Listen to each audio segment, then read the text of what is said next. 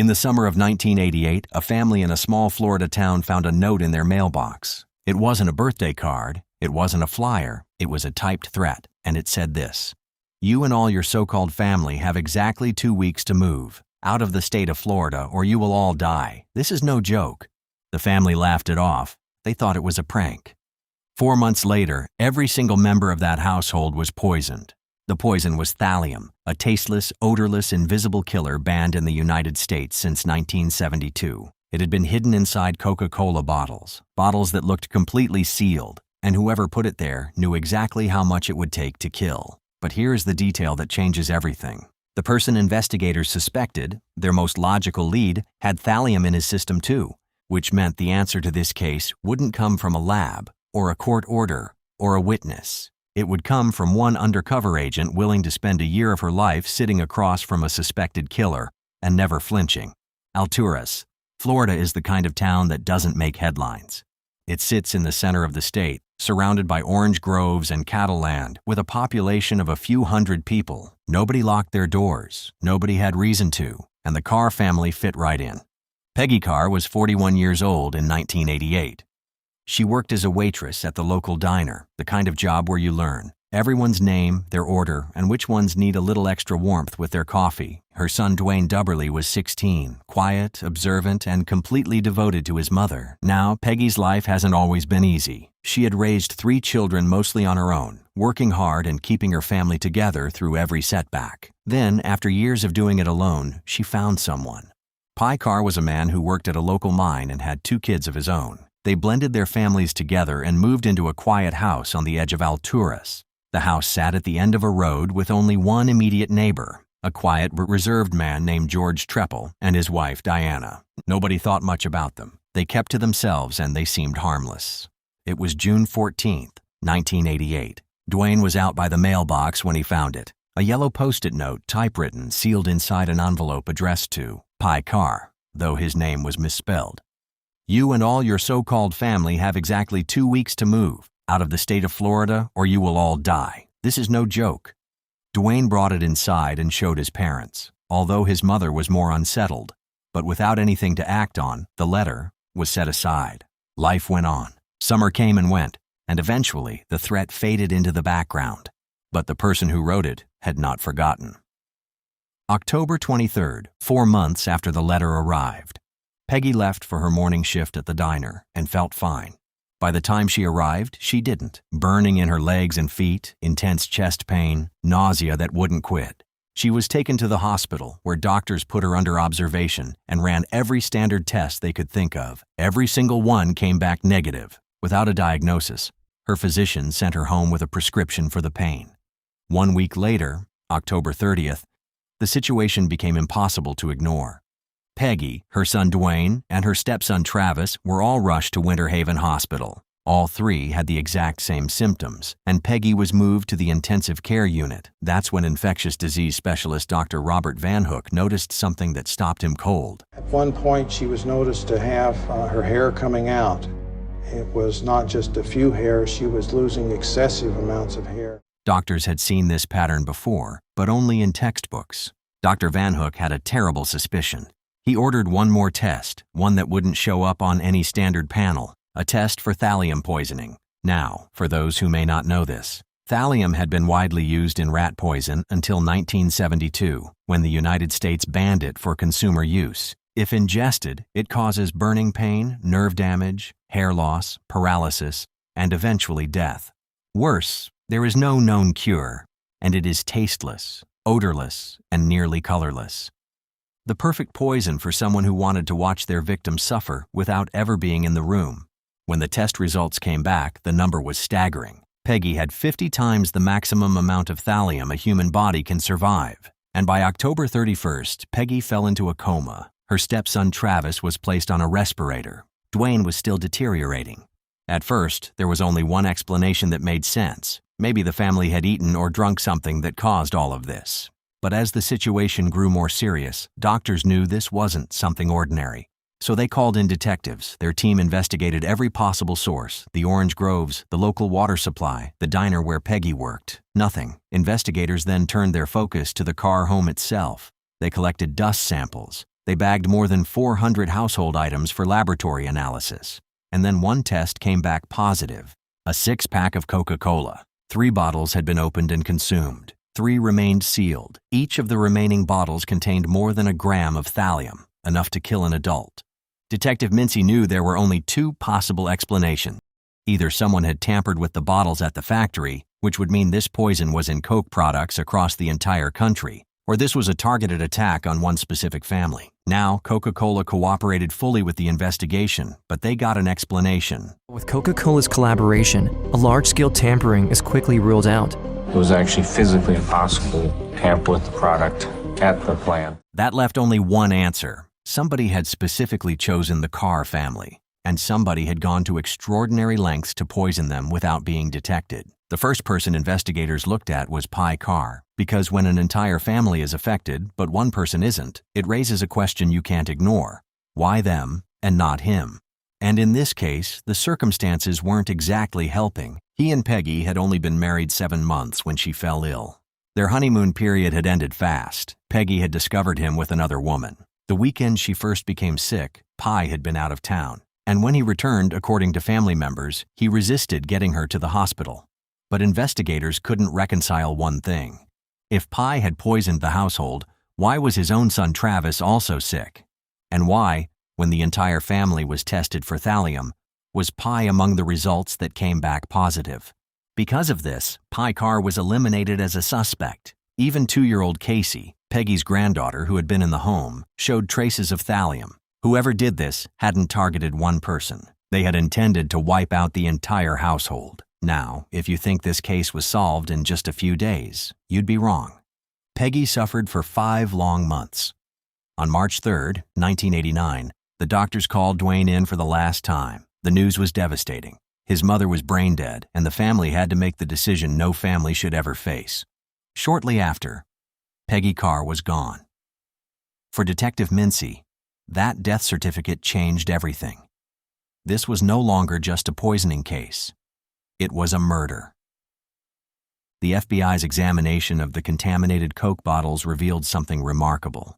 Tiny scratch marks around the caps. The bottles had been opened, carefully, with precision tools. The thallium dissolved in, and the caps replaced and resealed. Thallium, when improperly mixed into liquid, causes the soda to overflow, changes its color, and leaves visible sediment.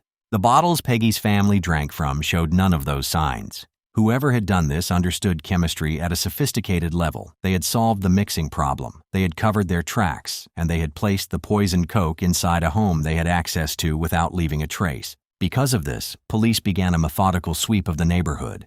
And as mentioned earlier, the closest residents to the Carr home belonged to George Treppel and his wife, Diana. When Detective Mincy brought him in for questioning, his reaction was unlike anything investigators had heard from anyone else in the community. While every other neighbor expressed shock, confusion, and sympathy, Treppel went into what Mincy described as a tirade about the Carr family. Then Detective Mincy asked him the question he had asked every older person in town. Why would someone want to poison this family? The standard answer from every other person was some version of, "I have no idea."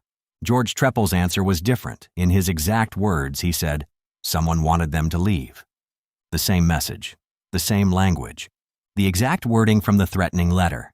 A letter that, until that moment, only law enforcement knew about. Investigators dug into Treppel's background. George Treppel was a self-taught chemist.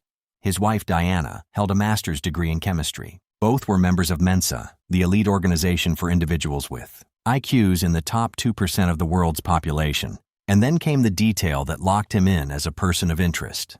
He had been the chemist in a major methamphetamine laboratory in the southeast. One of the common compounds used in methamphetamine production is thallium, but there was more. A few years before the poisoning, 2 of the Carr family dogs had died. Suddenly, their fur had fallen out. Investigators suspected Treppel had tested his formula on them first, and detectives confirmed that in the days immediately before Peggy first became ill, less than 48 hours, George Treppel had confronted the Carr family about noise from their home. Less than 48 hours after that argument, Peggy was poisoned. With this, investigators were now certain George Treppel had done this. But certainty and evidence are not the same thing. Without physical proof, they could not arrest him, and bringing him in for a direct interrogation would almost certainly backfire. So the FBI offered one alternative. Someone had to go undercover. Someone smart enough, composed enough, and brave enough to get close to a man who had already killed once and was willing to kill again. That person was Special Agent Susan Gorek. Susan Gorek was assigned to the case with one instruction: infiltrate the Mensa chapter George Trepal belonged to. She was told the operation would likely last a single weekend. She was told to be careful because the suspect had a photographic memory, and so Susan was given a cover identity. She became Sherry Ginn, a woman in the process of leaving an abusive husband, looking to start over in Florida. On April 14, 1989, Susan drove to a local hotel where George and Diana Trepal were hosting a Mensa Murder Mystery Weekend, a role-play event in which participants solved fictional crimes. When she arrived, the man who greeted her at the door was George Trepal. He handed her a welcome packet that Trepal had written himself. Inside, among the fictional murder scenarios he had composed for participants to solve, was one involving poison, and one paragraph in particular stopped Susan cold. When a death threat appears on the doorstep, prudent people throw out all their food and watch what they eat. Most items on the doorstep are just a neighbor's way of saying, "I don't like you, move or else." Surely George Trepal definitely doesn't sound like the kind of neighbor anyone would want. So Susan spent the weekend playing her role, watching Trepal, studying the way he moved through a room. He was composed, he was intelligent, and he was far more dangerous than his quiet manner suggested. By the end of the Mensa weekend, Susan had made a connection. Trepal mentioned offhandedly that he and Diana were thinking about moving, possibly selling the Alturas house. Her supervisor saw the opening immediately. What had been planned as a single weekend became an extended operation. Sherry Ginn would continue to exist. Susan Gorek would continue to put herself in a position of extraordinary risk. Over the following months, Susan arranged a series of lunch meetings with Trepal. A surveillance team watched from a distance at everyone. She never ate anything he touched. She never drank anything placed in front of her unless she had watched it poured. She listened. She drew him out. And slowly, across those months of careful conversation, a portrait emerged. December 1989. George and Diana Trepal had moved out of Alturas, and in the process, they offered to let Sherry Ginn move into their home. Without a warrant, Susan now had legal permission to enter the property. She invited the Polk County Crime Scene Unit in with her. They weren't looking for thallium itself. They knew he was too careful for that. They were looking for residue. The Trepals had left the house full of their belongings, chemistry bottles, vials, equipment stored in the garage. The team bagged everything they could and sent it to the FBI lab. And while the house was being processed, Susan made a discovery that she would carry with her long after the case was closed. In a back room, hidden behind a pegboard, was a door. It had no handle on the inside, and the room beyond it was soundproofed. The single window had been sealed shut from the outside. Inside was a platform bed fitted with wood stirrups and a pulley system. Let that sink in for a moment. This wasn't a spare bedroom. This wasn't storage. This was a room George Trepal had deliberately built, soundproofed, windowless, with no way to open the door from the inside. A room designed so that whoever entered it could not leave on their own. And Susan, who had been sitting across from this man at lunch for months, who had toured his previous home, who had nearly accepted his repeated invitations to visit his new one, she understood in that moment exactly what he had been planning for her. The FBI lab results still hadn't come back. Susan had found something deeply disturbing, but not the chemical evidence she needed. Time was running out. Her supervisors were losing patience with the operation. She had to make something happen. So in January of 1990, she arranged one last meeting, a picnic area behind a McDonald's in Sebring. The conversation was recorded. Susan told Trepal that detectives had shown up at the house asking questions about the Carr family. She handed him a business card she claimed they had left behind and told him they seemed very focused on him specifically. The reaction was immediate.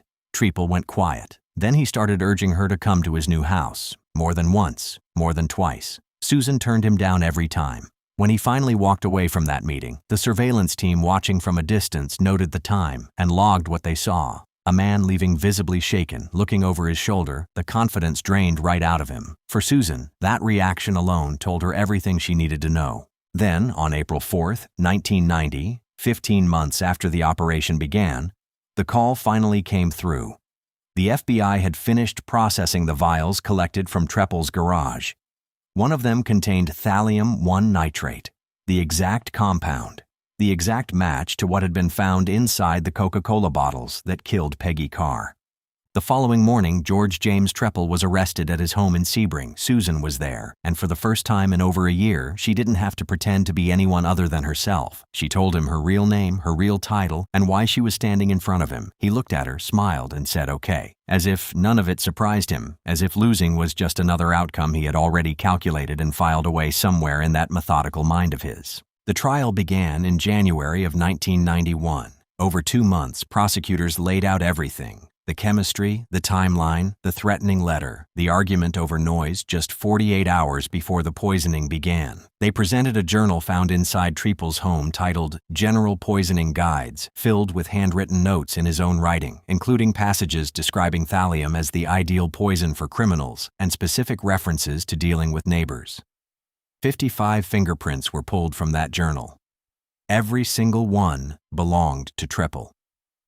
Investigators also matched a set of jeweler's screwdrivers recovered from his home to the tiny scratch marks left on the Coke bottle caps, and found that one screwdriver from the set was missing, the one that matched the marks perfectly. Throughout all of it, Treppel sat at the defense table looking almost bored. Occasionally he smiled. He showed no grief, no guilt, no awareness that 6 people's lives and 1 woman's death were the direct result of his choices. The jury deliberated for 4 hours. On March 6, 1991, almost exactly 2 years after Peggy Carr drew her last breath, George James Treppel was found guilty on all counts and sentenced to death. The rest of Peggy's family slowly recovered from the poisoning, physically at least. For Dwayne, the wound of losing his mother at 16 never fully closed. Holidays were hard, milestones were harder. He went through a rough stretch in the years that followed, grief turning into anger leading him down the wrong roads. But eventually, he found his footing. He got married. He became the kind of father and family man his mother had always believed he could be. He carries her memory forward every single day. As for Susan Gorek, she stepped out of the spotlight the moment the trial ended and largely stayed out of it. She had spent more than a year living as someone else, eating carefully at every meal, declining invitations from a man who had been quietly building a room to put her in. She did what the case required, and then she moved on. No headlines, no book deals, no ongoing media presence, just the knowledge that she had done her job and that Peggy's family finally had justice. George Treppel has filed appeal after appeal from death row in Florida. None have succeeded. He poisoned an entire family over a noise complaint. He planned it with patience and precision. He watched them suffer, and he never, not once, showed a single sign of remorse. Peggy Carr was 41 years old. She worked hard, loved fiercely, and deserved every year she never got to live. She deserved to grow old. She deserved to meet her grandchildren. She deserved so much more than what she got. And the least we can do, all of us, is make sure her name is still being said.